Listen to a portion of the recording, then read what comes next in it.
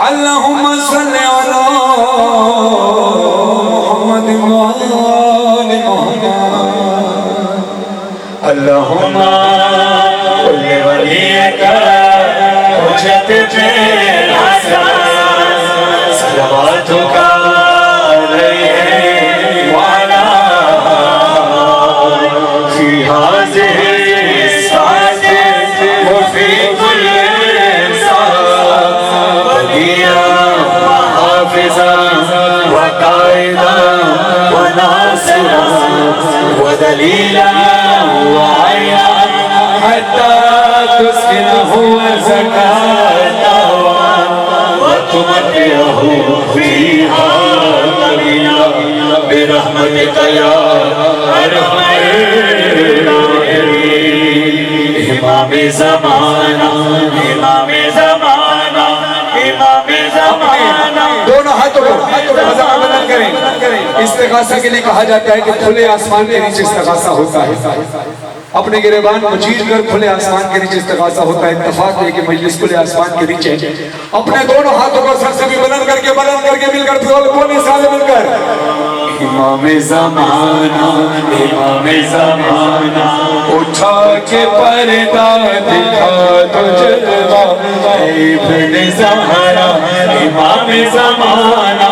اٹھا کے پردہ دکھا تو جلوہ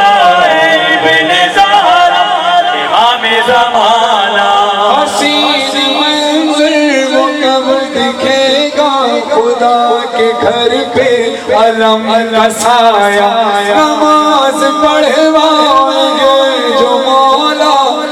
تو پیچھے صف میں ملیں گے عیسیٰ حسین منظر وہ کب دکھے گا خدا کے گھر پہ علم کا سایہ نماز پڑھوائیں گے جو مولا تو پیچھے صف میں ملیں گے عیسیٰ حرم میں مجلس بپا کریں گے پڑھیں گے نوحہ امام زمانہ اٹھا کے پردہ دکھا تو جلوہ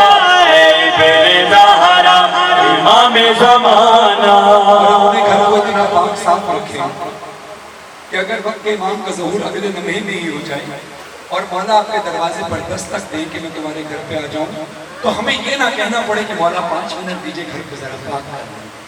اپنے گھر کو رکھو ہی ایسا پاک کہ کبھی بھی میرے وقت امام کا ظہور ہو تو فوراً مولا کو گھر پہ بلا سکو اور ایک کمرہ مولا کے نام پہ مخصوص رکھو پھر ہاتھ اٹھا کر دعا کرو سارے بہت ہی چھوٹا سا گھر ہے میرا پر اس میں حجرہ ہے ایک تیرا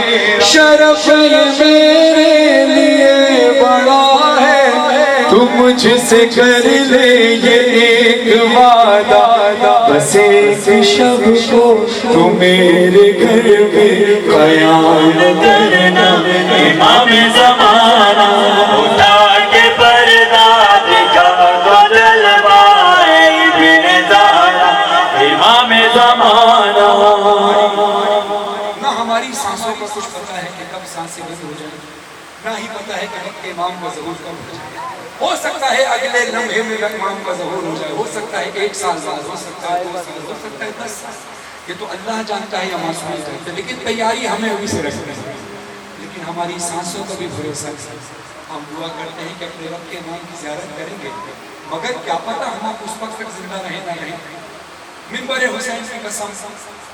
100% نہیں 200% ایک نسخہ بتا رہا ہوں اپنا نہیں معصومین کا بتایا ہوں 200% گارنٹی ہے کہ تم اپنے وقت کے امام کے وقت موجود ہوگے کون کون چاہتا ہے کہ اپنے وقت کے امام کے ظہور کے وقت ساتھ جزاک اللہ صبح کی نماز بلکہ آج سے صبح کی نماز فجر کی نماز کے بعد دعائے عہد پابندی کے ساتھ 40 دن بغیر وقفے زندگی میں بس ایک بار کسی نے فجر کی نماز کے بعد 40 دن تک بغیر وقفے کے دعائے عہد پڑھنی ہے دعائے عہد بہت چھوٹی سی دعا ہے بہت بڑی طویل دعا نہیں بہت زیادہ وقت آپ کا نہیں لگے گا لیکن اگر زندگی بھی لگ جائے تو بھی کم ہے جتنا بڑا صلہ ملنے والا ہے امام زمان علیہ السلام کا وعدہ ہے کہ جس شخص نے 40 دن تک دعائے عہد کی تلاوت کر لی صبح کی نماز کے بعد، تو پھر میرا وعدہ ہے کہ وہ مر بھی گیا تو اس کو قبر سے اٹھاؤں گا اور اپنے لشکر میں شامل کروں گا۔ ہاتھ اٹھائیں سارے مل کر امام کے سامنے دعا ہے۔ امام زمانہ کتاب حق سے میں نے جانا، ہر ایک شے کو فنا ہے مولا، لگا ہوا ہے قضا کا پہرا، نہیں ہے سانسوں کا اب بھروسہ، جو بند ہو جائے میری آنکھیں مجھے جگانا۔ امام زمانہ اٹھا کے پردہ دکھا تو جلوہ ابن زہرا، امام زمانہ۔ جب سے کربلا